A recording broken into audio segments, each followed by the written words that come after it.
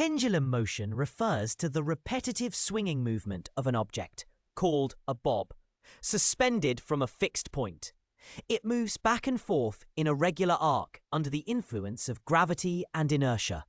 This motion is periodic, meaning it repeats in a predictable way, and the time for one complete cycle is called the period.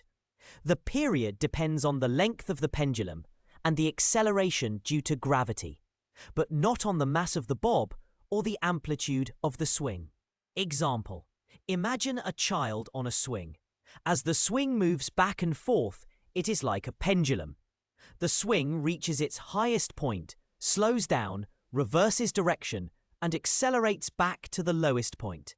This motion continues as long as there is energy to sustain it, similar to the pendulum's constant back and forth movement.